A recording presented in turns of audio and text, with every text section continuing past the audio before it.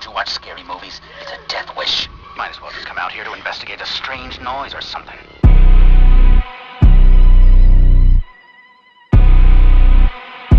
You are now listening to the Good Life Podcast. Hey, welcome to the Good Life Podcast. My name is David Taylor. Yo, it's Spicoli. What's poppin'? What up, man? What's up? Today I'm really excited because I have known Claire for almost 2 years now. I met her at Sweet 98.5. She does this feature called Witchy Wednesday, and she sees dead people, dude.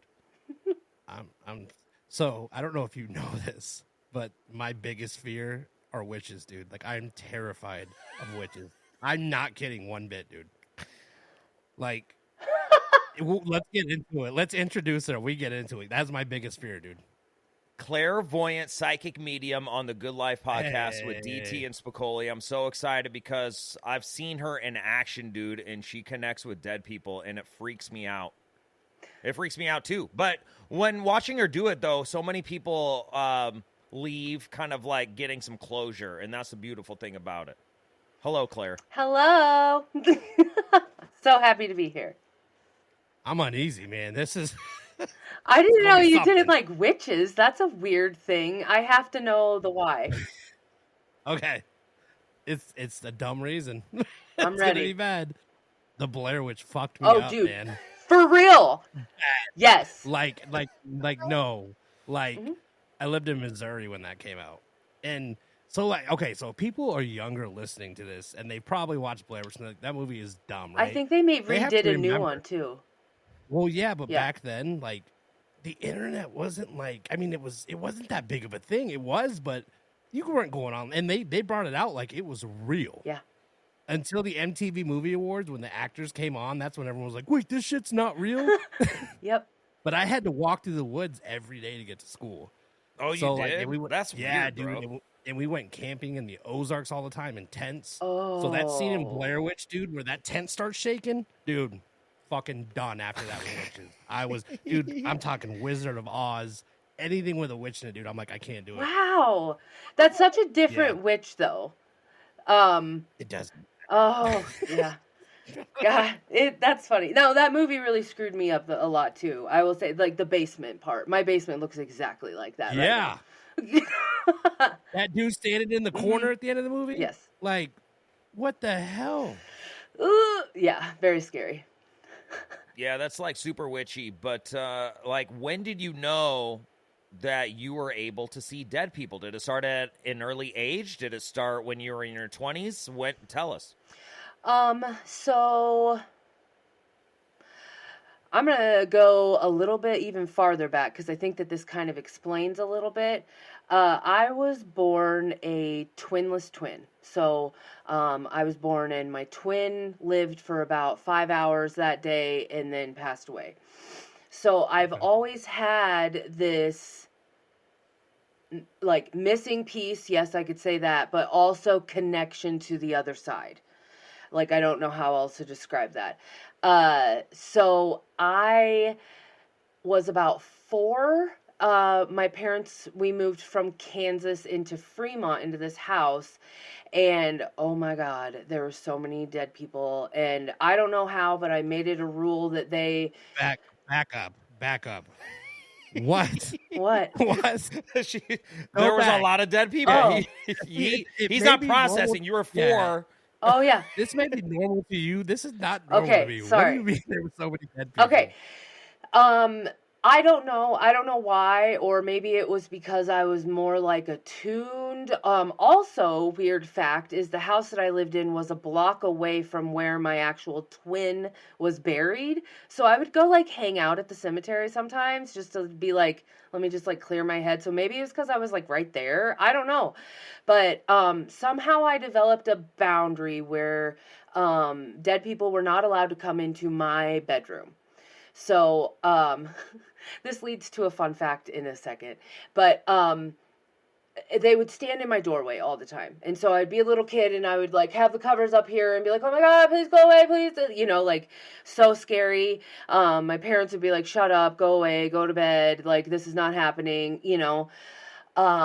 But the one that was the most, I have two that were the most prominent in that time. One looked like Bad Santa, like Billy Bob Thornton, all disheveled Santa. Yeah, I was 4 years old. I was terrified of Santa then because of this. All right. Because he was all bloody and like whatever. And did he have a foul mouth? Did you guys conversate? Did you talk? I don't remember talking. I remember smelling him. I remember smelling the alcohol, smelling like cigarettes, bar, like that kind of a feel. He didn't have his beard on or a hat. It was just the Santa suit. And it was just such a gross feeling, you know? So, I was very weird about Santas for a while. And then, absolutely. There was this one girl, her name was Chloe. I believe we ended up finding out later that she died in the street, next to my house. Like she got hit by a car on her bike or something. And it was just a small little girl, and she was like my best friend for years. And we used to hang out. I used to set a place at a table for her, you know, all that kind of weird stuff. My mom told me. What did your parents say? Okay. Were they weird? Were your parents weirded out of you? Yeah. Mm-hmm, yeah. I want to say, I don't know how I escaped this, but I am so fucking lucky that I did not get put in a padded room. Because my parents were very like, this is not happening. When I was 9 years old, 10 years old, that's when my mom was like, knock it off. This is weird. You can't do this anymore. So I really suppressed it it was probably, well, I can't even think. It wasn't until 2010, and I graduated in 2003, so I can't math. You can figure that out, whatever. 7. That's 7 years. Okay. You suppressed it for 7 years? So, no, that's much longer. 2010 from when I was like 10 years old. Oh, okay. So, whatever. So, 8 years Did you come younger. from like a religious family though? Or No. Listen to this. Really? I knew nothing about God. I knew nothing about my grandma went to church, and I love my grandma so much, and we would go to her church all the time, and it was a Lutheran church, but it was more like she loved taking me because the whole time, even me as a little kid, I would be like, why are they doing that? Why are they saying that? Like I would question everything. And she thought it was funny because the pastor didn't ever have answers. So I was her little like show, I don't know, pony. Yeah, there we go. But it was interesting. But yeah, no, I definitely did not grow up in a Christian home. When I was 16 years old, I came home after drinking an entire bottle of vodka by myself. Damn, woman. Like a big bottle. And because I did it was my first time ever drinking vodka, and I was like, hey, I'm not feeling it. And they're like, keep drinking. So I drank the whole thing. I had to get drugged into my house. I was drunk for like 2 days. My dad made me ride around with a cop, and the cop told me all of the like terrible stories in Saunders County of all the kids that have died and drunk driving, all this terrible stuff. And he called every single one of those parents that were at the party. I got bullied for the rest of my life in high school because of that. Wow. And since that moment, I was grounded for a year straight. And I was only allowed to go to youth group. And I just started because I was like, well, fuck it. Let's see what this is. You know, maybe I can go to this because it's like Jesus and they won't like not let me go, you know. And they let me go. And that's what I actually went on a huge Jesus phase and went to Grace University to become a youth pastor. And wow. Yeah, my parents disowned me because they thought I was joining a cult. You've had a rocky relationship with your parents. Oh, God, that's nothing. That is nothing compared to... That's just... Bro, my light just kicked on by itself. It just went off by itself. I just saw it. I hope there's... I don't know if there's a light switch up there. I ain't fucking around. I saw that, dude. I'm like... You're fine. I promise you're fine. You're not... You're... Man, oh, man. So, Jesus. Anyways, I don't like this. I don't like this, bro. I knew you were going to be feeling a certain type of way about this, dude. And I think it's good to be uncomfortable. I think it's good to expand your horizons. Claire's here. It's fine. When did it become less scary to see all these dead people? Okay. What? Yeah, well, first let me say this. Remember how I was saying that I had to have all of the spirits would always stay in my doorway. They would never come into my room. So this developed a weird little phobia for me for a while of whenever I lived in places, I would take all of the doors off of everything. Because if I didn't have doors, then they couldn't stand in a doorway because nothing was a doorway. That was my logic. And it really worked. They never bothered me. But this is 2003. So 13 years ago, one of my absolute best friends, like it's not even accurate to say best friend. Like we were family, passed away, and he started showing up in visions. I was driving, I was out by like Valley driving down the road, and all of a sudden he took over my vision. I had to pull over on the side of the road. And I saw this whole vision of him holding this baby, and like I knew whose baby it was and whatever, and I saw the color of his shirt, what he was doing, everything. I knew it was the middle of the night. I ended up calling that girl and being like, "Why? What is happening? What did I just see? What is going on?" And she's like, "How did you see that? That's when my kid had croup."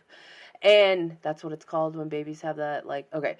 My kid had croup, and he was up all night with him. Nobody knew that but him. And I was like, well, he made me feel the love. And his message in that moment, I ended up figuring out later, was that he wanted me to stay, like, he had a dad love for this kid. And so that was my first vision, and they never went away, ever. Like, I was attuned to Reiki 1 and 2, and anytime I would meditate with people, I would see what they were thinking about and stuff. And I was like, what is going on? Like, I was meditating next to somebody, and I've never met him before. And one of my friends brought him to this little meditation party or whatever we were doing. And when we were done, I was like, do you not like want to leave your mom right now because she thinks you will, like, you'll lose your relationship with your mom, but you're not taking this, like, big opportunity. It was with, like, an NFL, like, people. Like, he was going to be a big deal with some, I don't know. Not like a football player, but, like, behind the scenes. And he just started bawling, and he's like, how the hell did you know that? I was like, I don't know what's going on. Like, I don't know what's happening. So. Yeah, you get these feelings, and, like, you're I don't know, like you feel things about people, you sense things about people.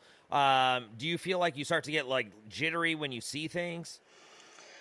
So now, since then, I guess I have office hours for spirits and energy, and I only allow it to come out like when I'm working or when I'm like at the radio or whatever, Yeah. So it doesn't bother me, but oh my God, it did for a very long time, and it was very scary. Dating, woo! I sat down at a restaurant one time, and I just started bawling, and this guy was like, "Oh my God, what have I got myself into?" And I was like, "It's your mom," and I'm like, "Ah!" Oh my! Yeah, it was terrible, dude. That's crazy. Yeah. So listen. She was on a date, bro, and she could like just start seeing visions Listen, of like, I'm taking this something's over going for on. a minute. I'm taking this one over for a minute. All right. Okay. You've talked to her before. I'm gonna ask some crazy shit. Go for it. So I gotta know. So this is why the medium thing freaks me out, and I want your honest answer on this. So I've heard that when you're trying to contact somebody that's passed away, right? Mm-hmm. Have you ever contacted like the wrong person, like the bad person? Is that like a thing? Mm-mm. Are you talking about like demon-y feel or something? Because I feel like that's what you're trying to say. No, like what I've read is like like if you're trying to talk to spirits sometimes, like getting haunted or something like that, like contacting like something that's like evil, like that's something you didn't mean to contact. No. No? Mm-mm. You ever heard of someone doing that? I mean, I have stories when I was like 16 with a Ouija board in a graveyard, and it was absolutely scary, and it followed us home and was in my car and stuff. You know, like I've had like Which graveyard? it was called the Sunken Graveyards, and it is out by Lashera. There's like full body gravestones, and we were sitting on one whole gravestone, and the light turned off in the thing. I took off running to go to my car, and my doors locked right when I was there, and I just fell to the ground and started bawling. I was like, please, I don't want to die! Like, yeah. So this will be a popular topic then as well, since obviously most of our listeners are from, you know, the Omaha area. Have you been out to Ball? Actually, no. I've been there about probably 20 to 25 Wow. times. I'm not kidding. What's wrong with you, dude? Why are you going over there? So, because we would tell people, like, no joke, we would tell them, you'll go out there on a Monday and the headstones will be up. And you go out there on Wednesday, they're all cracked in half. And you can go out there the next day and they're all up again. Huh. And people were like, no, that's not true. So we would do it. Me and Kenny Cheers, dude. We would take people out 3 nights in a row just to show them. And it would Why be do you real. think that is, Claire? Oh yeah, it's abs. I've seen it multiple times. Yeah, it's very Huh. real. I've seen it. Why do you think that is, Claire? A lot of the times, I think spirits like to fuck with people. I think that in that case, they probably know that they're putting on a show. They know that they're getting the attention. The drawing in of the energy of that happening can kind of manifest it to, like, happen. Yeah. Because, you know, like, most people, when they lose someone, they're always like, okay, my grandpa passed away. I see him as cardinals everywhere. Like, that's just such a normal thing. And so you start seeing cardinals everywhere, you know? Spicoli, what's your thoughts on all this, man? Do you believe in that kind of stuff? I mean, have you seen anything like ever that's just like terrified you? You ever seen anything? You know, crazy? I was coming home from a concert one night and it was real late, and I saw this lady crossing the road, and it kind of looked like my grandma, and I started to slow down. I was like, ah! And that freaked me out. I mean, that was like and also I had a laundry ghost at my old house. So at my old house, my washing machine would just randomly go off, and I was upset because that dude, he only would, whoever it was, and I never saw like his face. I always saw like his head down and his hands were in his khaki Wow, pockets. you actually see them. Yeah. That's a big deal. Yeah, and his head was always down, so I never saw his face, and like I would only see him outside on the deck. But he would start I always called him like the washing machine ghost, because my washing machine would always start. And I would always make jokes about it because I was nervous, but I was just like, yeah, man, he would start the laundry, but he would never finish it. So that happened like maybe 5 or 6 times. So it was like the closest I've ever been to really experiencing anything like that. Let's hear yours. Come on, DT. I'm ready. Yeah. All right. Like, it seriously freaks me out even telling the story. I'm not even kidding. Like, my wife will bring this up, and I'm like, stop talking right now. So, like, when she first moved here, I can't say the place that I worked, but it was a place, if you work there, you live there. As much as I can say. But I lived in this super old farmhouse. And my bedroom was upstairs. This house is so old. And we weren't married at the time. She had just moved here. And it was wintertime. I remember that. And it was, like, super cold. And, like, it's just a creepy, like, pretty much attic that I slept in. And, like, it was pitch black. There was nothing on. There was nothing on. There's no electronics or anything. And, like, from, like, the corner of my room, I swear to God, I heard a little girl say hello. And it was, like, loud, right? And I was just like... A little girl. Like almost like a help me hello. Like, it was weird, right? And so I was like, whatever. And Megan goes, what the fuck was that? Dude, like, it took everything in me to be a man at that point and go turn the lights on and look in the corner. Oh. Like, I cannot, dude. Yeah, like I was absolutely Claire, terrified. what's scarier, like adults Like- or little kids when you see them? Okay, so this is a little fun fact about Claire. I am obsessed with true crime podcasts, murder, stuff like that. Like, so, I don't really get scared, I guess, from them. I get interested, like if I am going into a medium party, the first one that I usually pick out, and this happened just like not that long ago. It was like I went into a medium party and then all of a sudden I was like, there's somebody here that died from Columbine. I can feel it. Mass murder, like there, I can feel it. I was like, who is it? Like, because that was like our shit in our day. Columbine was such. What's a medium party? Can we back up? What's a medium? It's just where a bunch of people get together. Yeah. I don't know. Like a bunch of No. Like a bunch of regular Oh, okay. people, and I am the entertainment for the night, and I Oh, talk to okay. the dead people. Cool. Yeah. Okay. Sorry No, to it's cut you off. okay. I was No, curious. somebody, and it was really weird because at that time in my life when Columbine happened was when I was going through my Jesus phase, so I got very attached to the Casey girl in there because she said yes, that she believed in God and she got shot in the face. Yeah. So, I could literally see it from her perspective where he was in the library. Like I said everything and the girl was just like, whoa. She's like, that was just a cousin that we didn't really know. And I was like, well, sorry. And then one time I saw, Charles Manson with the Beatles. Oh no, wait, who is it? The Surfers, Beach Boys, because the Beach Boys were teamed up with Charles Manson, and I saw someone that died with that situation.